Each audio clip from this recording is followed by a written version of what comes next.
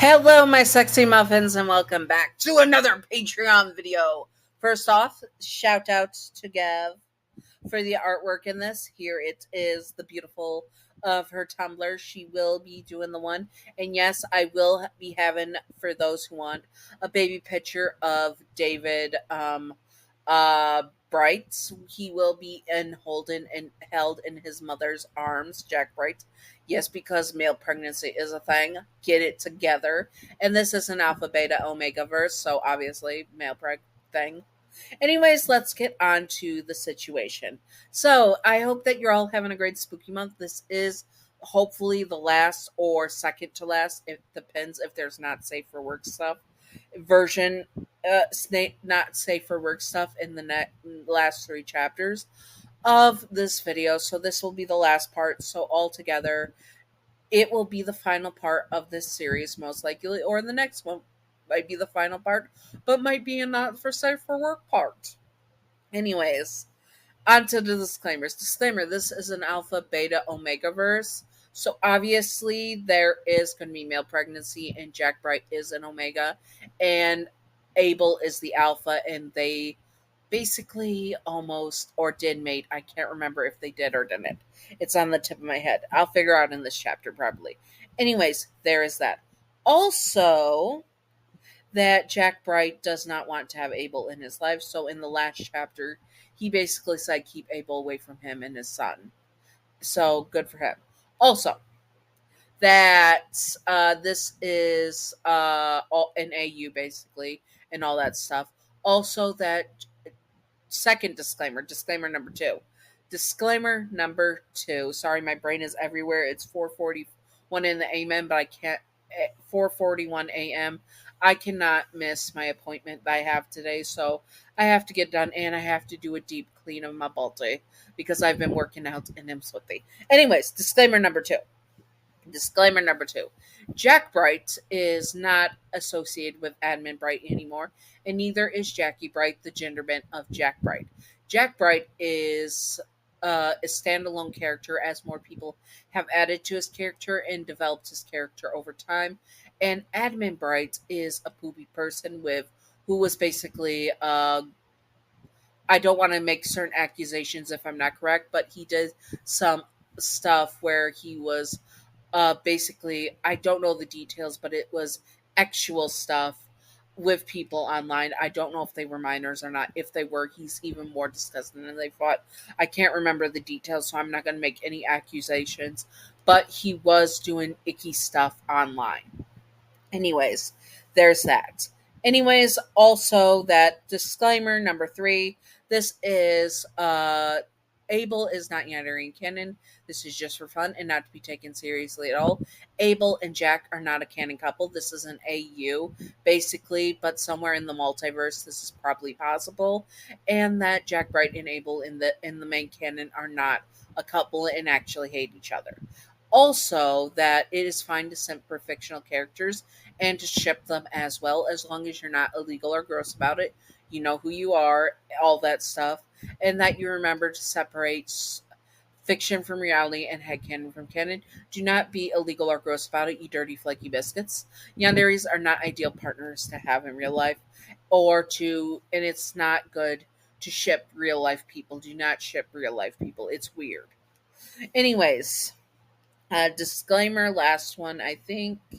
Oh, yes, I got permission to make this series from the creators, Wicked Brony. I don't think that's their full name on Archive of Our Own. And Gav Imp, I don't know if that's her full name either, but they gave me permission to make this read and off series, and they have been asking for it as their Patreon videos. So, of course, I have been doing it. Anyways, let's get to it. So we are on chapter 26. 26. Third chapter to the end. Now let's do this. David softly cooed. David is the name of Jack Bright's baby they just gave birth to. David softly cooed, wiggling against his chest. He'd just been fed and seemed to be drifting off to sleep, enjoying a full belly of milk and the sound of his mother's heartbeat. Bright sighed, taken in the sight of a week-old pup. So the baby is just a week old. Slowly fallen asleep. Had it only been a week, already he couldn't imagine his life without his pup, his sweet David. Bright leaned and sighed, leaning back in his chair, looking at the presents the other researchers had left. Toys, clothes. Cleft had donated some of Marie's. I always say this name. Oh, I hate myself for this. Marie's mobiles, and Marie's herself had donated her old rattle. I'm sorry for butchering the name. As for the rest, Bright Hat was too tired to remember who gave what. Truth be told, he was tempted just to send David in his bassinet. He was just tempted to set David in his bassinet so he could sleep, so he could get what little sleep. Sorry, my tongue. So he could get to what little sleep he could have. That was when he got another visitor. Once one he wasn't not expecting. Iris. Hey, Dr. Bright, she said with a smile, then walked over. David stirred, looked at Iris, and then happily cooed, reaching up at her. Marie told me you had a pup. I wanted to see him. Oh, maybe she didn't know. Can I hold him? Bright nodded and gently placed David in her arms. He wiggled happily. Oh, who's a cute little pup? Yes, you are. She cooed and booped David's nose. Yes, you are. He's so cute. He really is. And not a thing like his father. Bright's face fell, and he sighed, taking a look at David. So you know, he said simply. I mean, hard not when it's all anyone whispers around.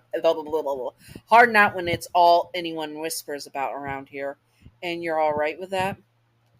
Iris said nothing, taking a moment to rock David thoughtfully.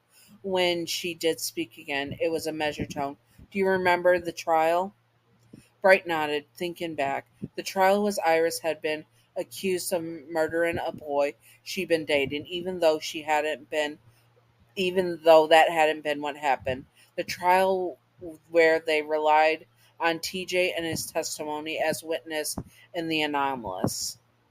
You and your pack came through for me in my hour of need. David didn't choose his father, and if you did, well, we all make mistakes. It'd be pretty silly to stay upset at you just because you had a pup with someone. So you aren't upset. Iris shook her head. No, I won't ever be. You're a better person than I am, Iris. Nah, she said, and looking at David with soft eyes. I just can't stay mad at a cute little one. David cooed back at her, and it was so sweet. Okay, that was chapter 26. We're on to chapter 27. Bright was walking down the corridor of Site 19, wherein David's, who's sleeping against his chest, and one of those baby carrier things. Even sleeping, David is cute, with his chubby cheeks and sleeping with his mouth open. He's too active for 10 years old. not 10 years old, 10 days old. Oh my god, that would have been a weird image. But he could never be, but he could have expected that at the end.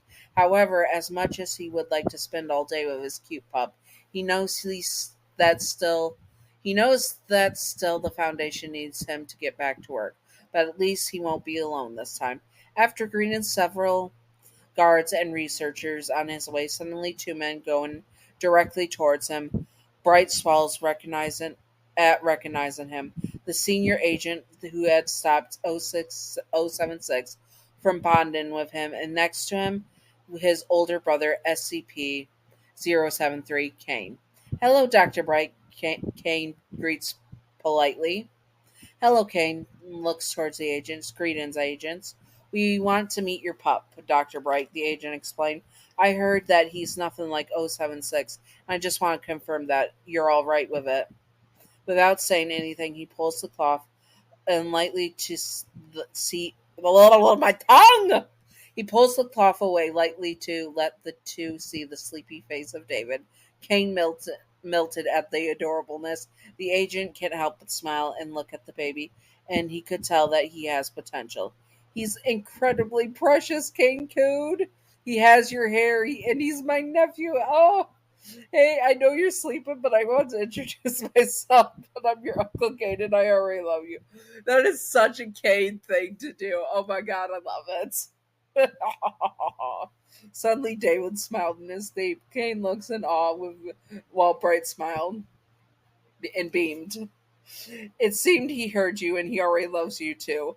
I'm going to be honored to help you raise him. The immortal man swore. I did wrong in my past. I hope this time with my nephew I will not make the same mistakes. I don't think you made mistakes, Kane. You had no choice back then. Your brother is a sociopath who could have killed millions on his path. Kane frowned, and his expression was full of doubts. Even though even there's pain in his eyes, he thought to himself he should tell him already on seeing it. Bright was about to ask Kane, but Kane smiled back. It was a kind smile, however. Don't think that way about me. I'm not perfect, but don't worry. I'll do my best for him during the following years. That seems to convince Bright, who nods and then forgets his question. He then stares at the agent. Mind if I ask you, how did you survive that mission? Everyone thought you perished back then.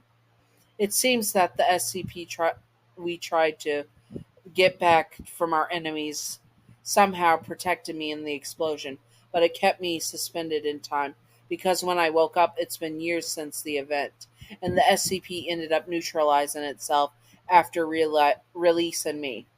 So when I came back to my headquarters and told my situation, it's when they gave me the order to gather the group and look for you. Bright nods his head. In a way, he was grateful that he prevented the bond to happen, but also part of him resents him for not letting him bond with Abel. But he knew that he had to move on, no matter how painful his heart felt. I heard what the Foundation did with 076. The mobile task force they created for him such a tragedy. I hope that it won't happen again. Bright looked at him seriously. Agent, I need to ask you a favor. Anything, Dr. Bright. After all, I couldn't imagine the things you spin through. Well, that's weird. For now, I just want David to grow up like a normal child. But I imagine that eventually 076 will be back somehow, even if the staff at at 25B could keep him at bay for a time. The agent nods. So you want me to train your pup when he grows up so he's ready to face his father?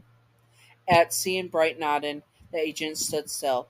Then, as one of the one who has managed to defeat SCP-076-2, it will be my honor to train your pup in combat and how to stay faithful to the Foundation and keeping the needs of humanity as the major goal. Sorry, tongue twister. Then I can count on you. Then he looks back at Kane and also nods. And I'll teach him to be a good person, humble, true, and willing to save others. Even if I'm usually a pacifist, I understand that he'll eventually need to fight, but at least teaching him to fight for a good reason. Dr. Bright smiles. It was a sad yet hopeful smile. Then he looks at David, still smiling and sleeping. Thanks to you both. Okay, and now we are going on to the next chapter. One sec, I have to cut the audio up for a sec. Okay, and we're back with the audio. Sorry I had to fix that because there was something going on that I had to take care of. And we are back with the audio. Now the last part. 19 years later, chapter 28, final chapter. Why exactly are you taking me here, Mom? You'll see. Bright motion Dr. Bright motioned forward, David following behind. It was hard to believe his pup was now an adult. The days of parenting had dragged, and yet the years had flown. He wasn't a little pup he could carry around everywhere anymore. He was now a man, towering over his mother, usually decked out in armor of an MTF operative these days. It had been traded for a collared shirt and dress pants. He really looked full grown in a bittersweet realization. Here we are, Bright motioning his son to do the same, looking up at the sky. David looked up himself. Is there something special about this place? Bright nodded. This is where I met your father. David's breath hitched. The face turned into a scowl. He crossed his arm. I don't see why that's a good thing, he muttered. You don't? Abel is an awful person, David shook his head and said that. You're right, but if I never met him, I would have never had you. David looked over. And David, I have never regretted meeting your father, even after everything. You are worth it. In my eyes, you always will be. No matter what, I loved the time I spent with your father, even if it's past. I loved seeing you grow up. And whatever happens next was worth coming. That it was worth everything that came before. Sorry, my tongue. David pulled his mother into a tight hug, one that Bright gladly returned. They stood there for a long time holding one another. After a while, David's phone buzzed, David's phone buzzed in his pocket. He pulled it out, looking down. Oh, they're about to cut the cake at the reception. We should head back, or Aunt Iris will kill us. Bright laughed at that. Good thing Mary is going to check on her from now on. She and Iris deserve each other, and I'm glad for their union. You think you and Uncle Kane could be official mates soon? Now Bright's smile became bittersweet. As much as I love that, there is still a lot I need to heal from first. David. Kane is certainly one wonderful alpha, but for me, it's not an easy decision to make. David frowns. You have to move on from 076, Mom. It's been years already. No matter if I moved on, I'm moved by your words and honesty. You deserve to be happy too, you know. And that Bright only nods. At that, Bright only nods. You'd better go ahead, Bright finally said. You don't miss a slice of cake, aren't we? You can't miss a slice of cake, aren't we? Sorry, that's a weird tongue twister. David decided that the conversation is over and left. Bright looked up at the moonless sky, holding on to himself, remembering the time he spent, the past memories that brought him both pain and enjoyment. Then he turned, heading towards the future. And that is it. So, anyways, that is the final chapter. I loved how it ended. I would love more content because I love Abel Bright so much and I love this story so much. Gav, Wicked, you did chef's kiss on this story. Anyways, I hope that you all enjoyed. If you would like to give it a read, go ahead. I will have it linked as usual so you can check it out. And I hope that you all enjoyed this. It's a bittersweet ending, but it's a sweet ending. And we'll see one day if there is a sequel. I will obviously do a story on it if there is a sequel. Gav, Wicked, if there is a sequel, it could have with Cain and Abel fighting for Jack. Maybe question mark. Eyebrow waggles. Anyways, I hope that you all enjoyed this. And again, thank you, Gav and Wicked, for letting me read it. I enjoyed it very, very much. And I hope to see here for your next Patreon request. Anyways, I hope that you all enjoyed this. And Patreon outro. Thank you, Gav, for being my first patron. You are wonderful, beautiful, stunning, gorgeous. Thank you, Gav.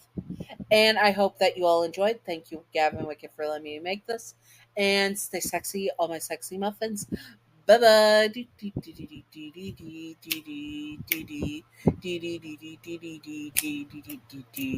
Secret outro time. Secret outro time. Secret outro time. Secret outro, a baseball bat. Welcome to the secret outro. And the secret outro question of the day is: did you read the entire story? Because I know I did. You all saw my raw reaction, except for the not safe for work stuff. And I hope that you all enjoyed. And stay sexy, all my sexy muffins. Bye bye.